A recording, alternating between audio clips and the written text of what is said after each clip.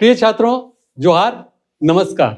मैं अजय भागर के आपका स्पर्धा लर्निंग प्लेटफॉर्म ऐप पर बहुत बहुत स्वागत करता हूं और उम्मीद करता हूं कि आप मेंटली एंड फिजिकली फिट होंगे और अपनी तैयारी में पूरी तरह से लगे होंगे। आपको मालूम है, जेपीएससी ने अपनी बहुत सारी परीक्षाएं आगे के लिए निर्धारित कर रखी हैं और इसी क्रम में जो इसका पहला एग्जाम था फॉरेस्ट रेंज ऑफिसर वाली, वह भी आज संपादित हो गई। आपसे बराबर हमें ये रिक्वेस्ट मिलते रहा कि सर, झारखंड से रिलेटेड जो करंट अफेयर्स के टॉपिक हैं, एग्जाम में पॉइंट ऑफ व्यू से जो महत्वपूर्ण है, उससे रिलेटेड आप कुछ हमें टॉपिक्स देते रहें और उसकी तैयारी कराते रहें।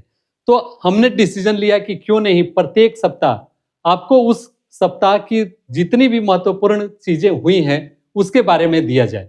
तो इसी कड़ी में आज का यह पहला सत्र आपके सामने है, आपके लिए है। और आप देख रहे होंगे कि इसमें हमने दिया है कि लंदन में झारखंड का रजत जश्न, मुख्यमंत्री हेमंत सोरेन ने मनाया राज्य के 25 स्वर्णिम वर्ष।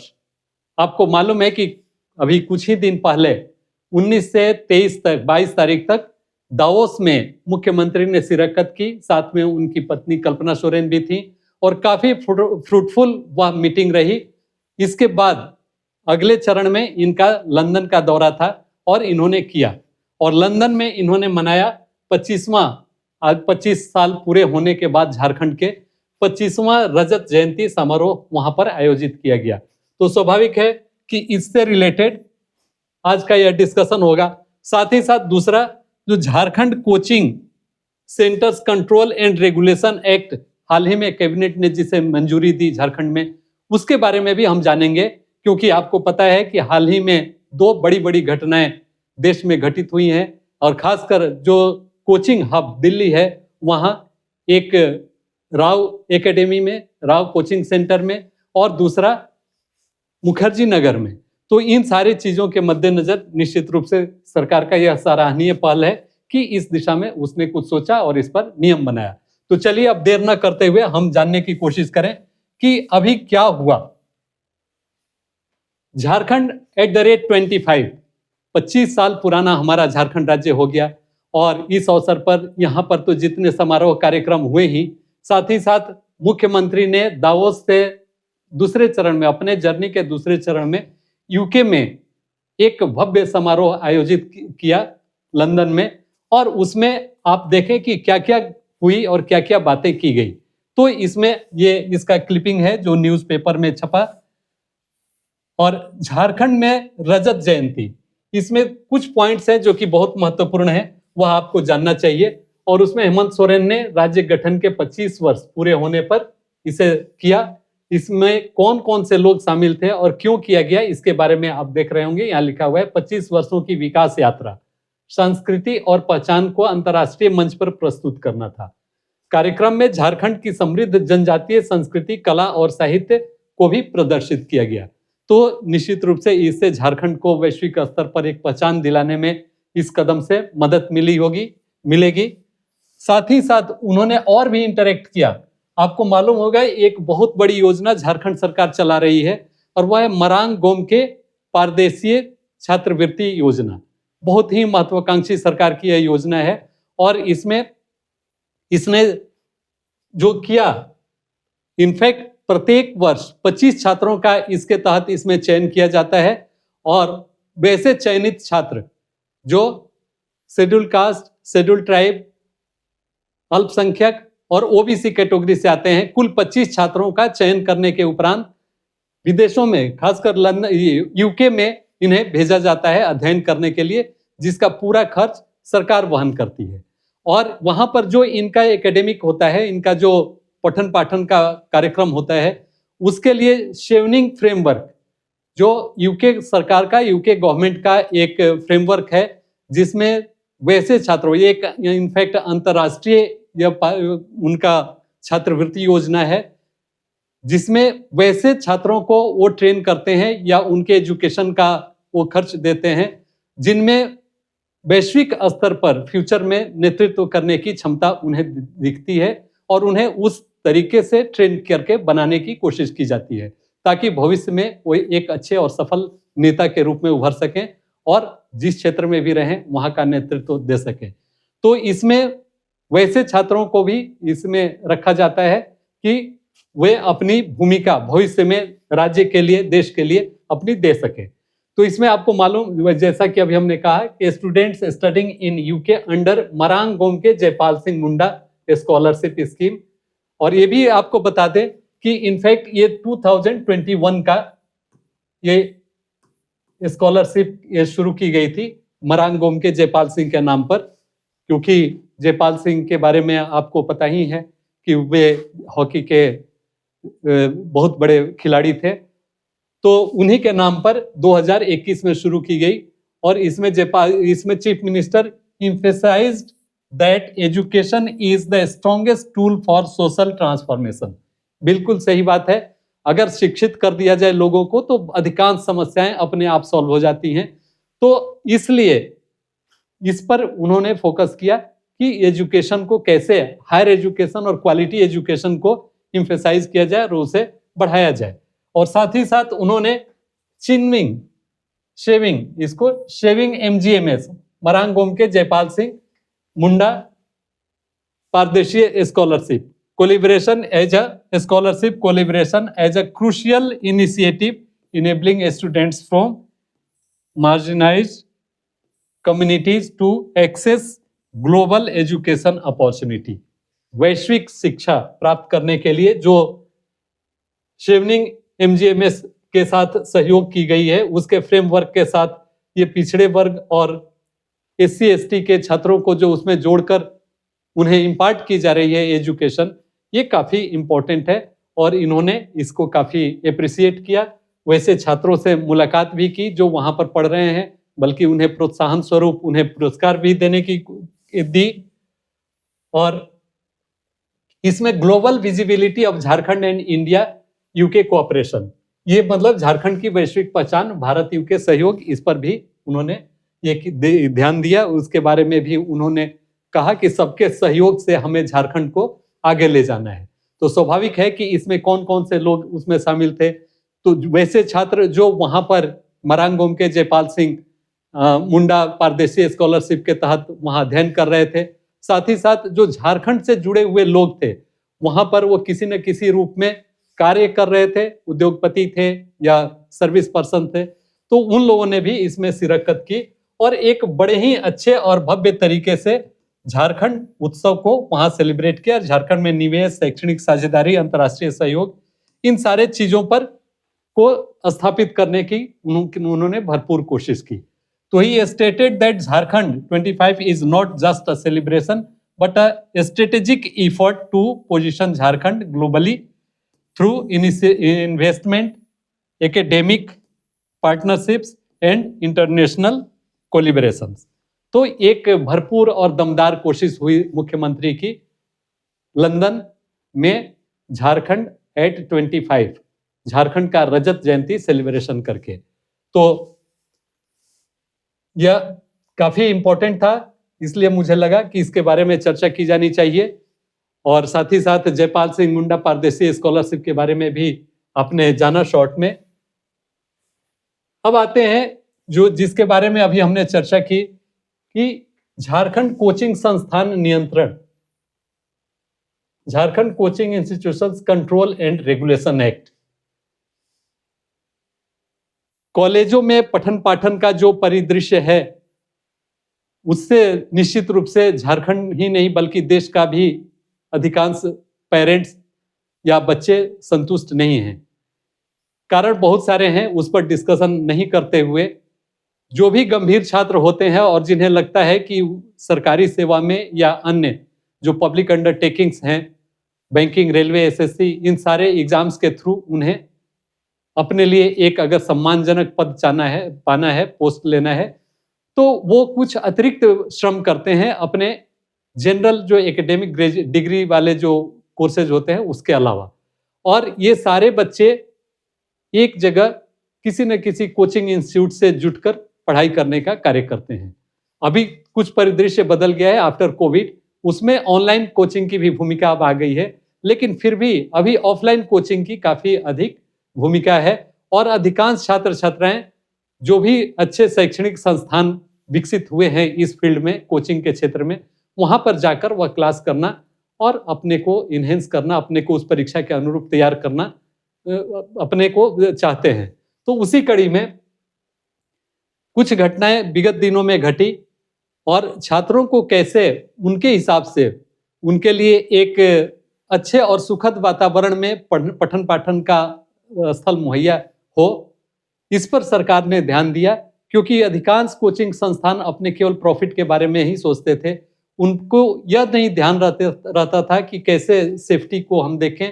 जो छात्र इतने अधिक जिनके जो उम्मीद के साथ उनसे जुड़ रहे हैं, कहीं तो बहुत दूर से चलकर लोग आते हैं, खासकर दिल्ली प्रयागराज जैसे जगहों पर। तो वैसे छात्रों की सुरक्षा और उनके स्वास्थ्य से भी जो कोचिंग संस्थान थे वो जैसा ध्यान देना चाहिए था उतना नहीं दे पाते थे। झारखंड में भी कमोबेश यही स्थिति थी। तो इसके लिए सरकार ने इस पर अमल किया और ध्यान दिया, तो जिसकी बदौलत अभी हाल ही में यह अधिनियम या विधेयक सामने आया और कैबिनेट द्वारा इसे पारित भी किया गया। तो यह क्या है इनफैक्ट, तो झारखंड कोचिंग सेंटर्स नियंत्रण एवं विनियमन विधेयक 2025 को कानून का रूप दिया गया है। इसके अंतर्गत कोचिंग संस्थानों का अनिवार्य पंजीकरण, फीस में पारदर्शिता, पढ़ाई के घंटों की सीमा तथा विद्यार्थियों के लिए मानसिक स्वास्थ्य सहायता, ये इतने चीजों को ध्यान में देने की आवश्यकता पर जोर दी गई, बल दिया गया कि इतना आपको ध्यान रखना है। तो स्वाभाविक है कि इसमें क्या क्या है, mandatory registration of coaching institutions, उन्हें एकदम निश्चित रूप से करना ही करना है, अनिवार्य रूप से, ताकि सरकार को भी पता चले कि कहां कहां पर कोचिंग संस्थान संचालित हैं, जिससे कि उन्हें रेवेन्यू भी मिल सके। बहुत सारे कोचिंग संस्थान जो रजिस्टर्ड नहीं होते हैं, कितना उन्होंने जीएसटी के रूप में लिया यह भी वो सरकार को नहीं देते हैं। तो यह सरकार ने इससे अपना रेवेन्यू भी बढ़ाया, साथ ही साथ एक प्रकार का नियंत्रण भी उन्होंने रखा इस पर। उसके बाद transparency in fee structure, usually fee जो लिया जाता है वो पेन एंड पेपर पर कुछ लिया जाता है और ऐसे कुछ और ले लिया जाता है। तो इसलिए सरकार ने कहा कि उसमें ट्रांसपेरेंट होना चाहिए कि आप क्या फी छात्रों से ले रहे हैं और किस किस मद के लिए, किस किस कार्य के लिए ले रहे हैं। फिर रेगुलेशन ऑफ स्टडी आवर्स, कितने घंटों के लिए आप ले रहे हैं, कहीं अत्यधिक तो नहीं हो जा रहा है या बिल्कुल थोड़े से समय के लिए आप बहुत ज्यादा चार्ज नहीं कर रहे हैं, यह भी मतलब इससे क्लियर होगा। Mental health support for students, अत्यधिक दबाव में अध्ययन के, पठन पाठन के अध्ययन के दबाव में बच्चों का मानसिक स्वास्थ्य भी प्रभावित होता है।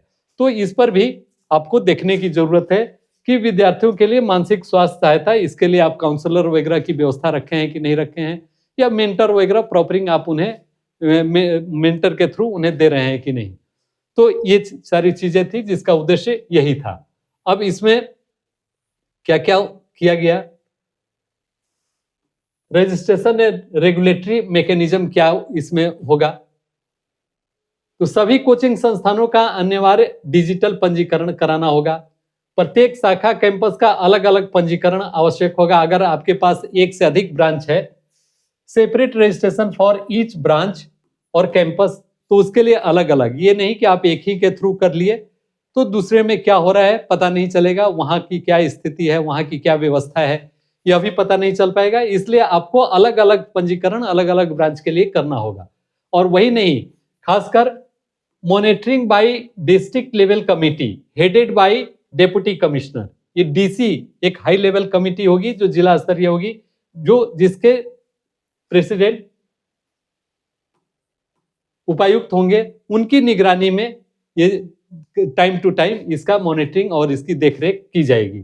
फिर राज्य स्तरीय प्राधिकरण में अध्यक्ष जो सेवानिवृत्त न्यायिक अधिकारी होंगे उनको रखा गया है, और साथ ही उन्हें 90 दिनों में निर्णय न होने पर राज्य प्राधिकरण में अपील का प्रावधान होगा।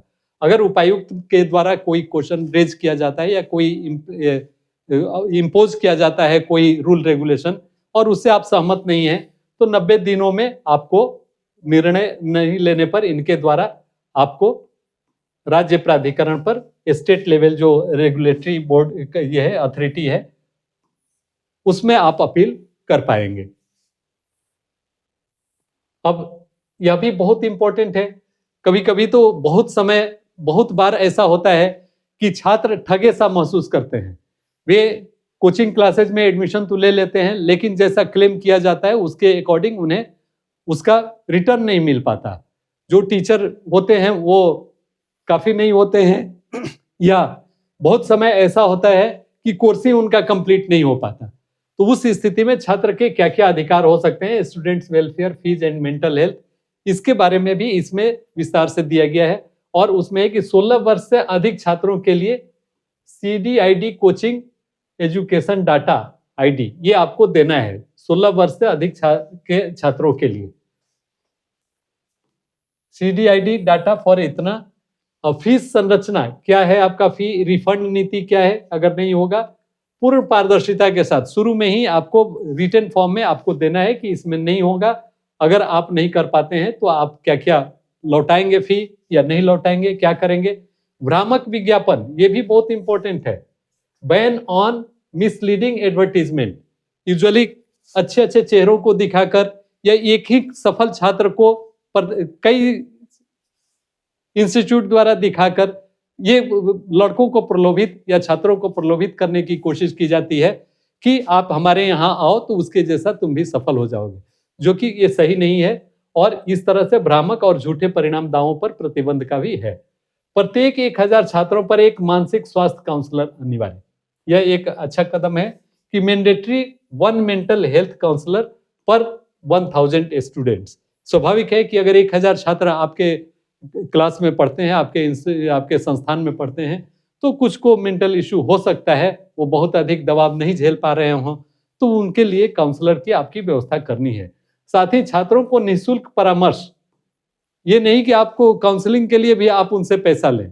आपको जो भी छात्र या पेरेंट्स आते हैं आपसे काउंसलिंग के लिए, आपसे चर्चा परिचर्चा के लिए, उनको आपको free of cost, provision of free of counselling services to the students, तो ये इतना आपको करना है। तो ये हाल ही में आया, बहुत ही इंपॉर्टेंट ये है। और इससे आप भी जान पाएंगे कि आपके अधिकार कौन कौन से हैं और आपको कैसे किसी कोचिंग क्लासेज में, अगर आप किसी कोचिंग इंस्टीट्यूट्स में आप एडमिशन लेते हैं, खासकर ऑफलाइन वाले मोड में, तो आपको किन किन चीज़ों का आपका क्या राइट है और आपको ध्यान देना चाहिए। अब उसके बाद से अगला इसमें है संचालन दंड और प्रभाव। अगर प्रॉपरली आप नहीं फंक्शन करेंगे, नहीं आप फॉलो करेंगे गवर्नमेंट का जो रेगुलेशंस निर्धारित किया गया है, तो आप पर क्या क्या हो सकता है। तो कोचिंग संचालन समय सुबह 6 बजे से रात 9 बजे तक ही होगा, ये एक बहुत इंपॉर्टेंट है। Permitted operation from 6 AM to 9 AM, अधिक देर तक आप नहीं करेंगे, क्योंकि आपको पता है कि अभी के समय में छात्र और छात्राएं दोनों ही पढ़ने के लिए जाते हैं, तो किसी तरह का कुछ इश्यूज न एराइज हो आप जिसे आप नियंत्रित न कर सकें, इसलिए उसका 6 बजे से 9 बजे तक ही रखें। और इससे फायदा ये भी होगा कि बच्चों को रात में प्रॉपर स्लीप लेने का भी मौका मिलेगा, जिससे उनका मानसिक स्वास्थ्य भी ठीक ठाक रहेगा। तो ये एक इम्पोर्टेंट इशू है। फिर बैंक गारंटी, आपको ये भी देना है, mandatory bank guarantee 50,000 to 5 lakh depending on area. जितने बड़े क्षेत्र में आप इसका संचालन कर रहे हैं उसके लिए आपको बैंक गारंटी भी देना है, जिसका लिमिट 50,000 से 5 लाख रुपया तक हो सकता है, ताकि अगर जरूरत पड़े तो सरकार इसको फोरफिट कर सके। फिर heavy penalties 5 to 10 lakh and possible cancellation of registration. अगर आप नॉर्म्स को पूरा नहीं करते हैं, किसी तरह का इंसिडेंट होता है और तो उसके लिए आप जिम्मेवार होंगे, और जो 5 से 10 लाख तक का आपके ऊपर में पेनाल्टी भी दिया जा सकता है।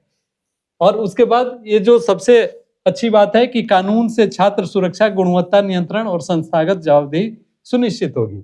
ओवरऑल इसका मकसद यही है कि इससे इस law ensures students protection, quality control and institutional accountability. तो आपकी क्या क्या जवाबदेही है ये आपको देखना होगा। तो आपने देखा कि ये एक बहुत ही अच्छी इनिशिएटिव है सरकार की, और इसको फॉलो जरूर और हर हाल में किया जाना चाहिए, ताकि आप एक अच्छे माहौल में, एक अच्छे प्लेस पर जाकर अपना पठन पाठन कर सकें और उसका लाभ ले सकें। अब ये सारी जो 2 टॉपिक्स जिसके बारे में हमने अभी बताया था कि हम डिस्कस करेंगे आज के इस वीडियो में, अब साथ ही साथ जो इस सप्ताह में एक दो बड़ी घटनाएं घटी उसके बारे में भी शॉर्ट में बता दें, जिससे आप अच्छी तरह से परिचित होंगे। मैं केवल उसका हेडलाइन आपको दे देना चाहता हूं ताकि आपके माइंड में भी वो रहे। और उसमें जैसे अभी हाल ही में कुछ ही दिनों पहले ये न्यूज काफी चर्चा में रहा, जेपीएससी सिविल सेवा परीक्षा मामला। ये इनफैक्ट 11 to 13 जेपीएससी से रिलेटेड था। इसमें जो 342 सफल कैंडिडेट थे उनको, उनके सहित जो भी और एजेंसी थी, हाईकोर्ट ने कहा, हाईकोर्ट की डबल बेंच ने कहा, डिवीजन बेंच इनफैक्ट ने कहा कि उन सबों को पार्टी बनाइए और जो याचिका करता थे उनकी याचिका को स्वीकार कर ली गई, जो एकल बेंच की थी, उसको उसके डिसीजन के आलोक में। तो ये एक इम्पोर्टेंट घटना थी। उसके बाद 31 मार्च 2026 तक नक्सल समस्या करने का लक्ष्य हाल ही में गृह मंत्री, देश के गृह मंत्री अमित शाह ने कहा था कि 2026 तक 31 मार्च, अब ज्यादा दिन नहीं है, 2 महीने में मोटा मोटी नक्सलवाद को खत्म कर दिया जाएगा। जो भी नक्सल इश्यूज हैं उसको क्लियर कर दिया जाएगा। और इधर हाल में बहुत बड़ी बड़ी मुठभेड़ें हुई है, उसमें चाहे वो छत्तीसगढ़ हो या झारखंड का सरंडा इलाका हो, तो उसमें बहुत सारी पुलिस को सफलता भी मिली है। और इसी में क्रम में 1 करोड़ के इनामी नक्सली जो अनलदा के नाम से, पतिराम माझी, अनलदा जिन्हें भी कहते थे, पतिराम माझी,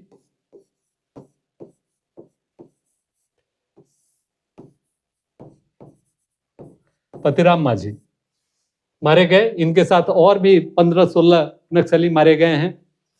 तो ये Naxal leader with 1 crore bounty killed. और संगठित अपराध में बदलाव, लेडी डॉन की भूमिका। अब ये आ रही है कि महिला डॉन, पहले तो होते पुरुष ही गैंगस्टर्स होते थे, सरगना होते थे, लेकिन अब जो संगठित अपराध हो रहे हैं उसमें लेडी डॉन की भी भूमिका अब इम्पोर्टेंट हो रही है, जो एक अच्छी बात नहीं है। तो ये सारी चीजें थी जो इस हफ्ते के लिए आपके लिए बहुत उपयोगी थी। हम इसी प्रकार तरह तरह के जो भी आपके एग्जामिनेशन पॉइंट ऑफ व्यू से इंपॉर्टेंट टॉपिक होगा उस पर आपसे चर्चा करते रहेंगे। और फिर से मैं एक बार आपको कहना चाहूंगा कि वैसे छात्र जो अब तक हमारे स्पर्धा लर्निंग प्लेटफॉर्म ऐप से नहीं जुड़ पाए हैं वो जुड़ जाए, क्योंकि उस पर बहुत सारे फ्री कंटेंट हैं। अगर आप कोई कोर्स न भी परचेज करना चाहें तो हमारे जो फ्री कंटेंट उस पर रखे हुए हैं उससे आप बहुत मदद ले सकते हैं, उससे आप अपनी कई परीक्षाओं की तैयारी कर सकते हैं। उसी क्रम में ये सारे फैक्ट्स भी वहां पर आपको मिलेंगे। उसमें जो डेली करंट अफेयर्स है या क्विज है वो सारी चीजें, और साथ ही साथ बहुत सारे प्रैक्टिस सेट्स भी उसमें फ्री ऑफ कॉस्ट मिलेंगे। तो हमारा स्पर्धा लर्निंग प्लेटफॉर्म है, इससे आप निश्चित रूप से जुड़े। और अंत में वैसे छात्रों के लिए जो हमारे 14th जेपीएससी सफलता कोर्स से जुड़े हुए नहीं हैं, एक बहुत अच्छी खबर मैं देना चाहूंगा। और वो खबर यह है कि रिपब्लिक डे, जैसा आप जानते हैं 26 जनवरी बहुत पास है, करीब है, और उसमें काफी हेवी डिस्काउंट पर स्पर्धा लर्निंग प्लेटफॉर्म पर कंप्लीट पीटी मेंस इंटरव्यू का कंप्लीट पैकेज केवल 10,403 रुपए में, जो कभी 32,000 का हुआ करता था, ये केवल 2-3 दिनों के लिए उपलब्ध है। तो वैसे छात्र जो फाइनेंशियली थोड़ा कमजोर हैं, वो चाहते हैं कि वो भी क्वालिटी क्लासेस करें, तो वो इसको पे करके हमसे जुड़ सकते हैं और इसका फायदा ले सकते हैं। Because time is running fast, तो आपको डिसीजन लेने में विलंब नहीं करना चाहिए। जितना जल्दी हो सकता है आप इस कोर्स को ज्वाइन करें और हमारे संपर्क में आए, और हमसे जितना भी हो सकेगा हम कोशिश करेंगे कि आपको दें। तो बस आज के लिए इतना ही। आप सबों को फिर से एक बार जोहार, थैंक यू, धन्यवाद।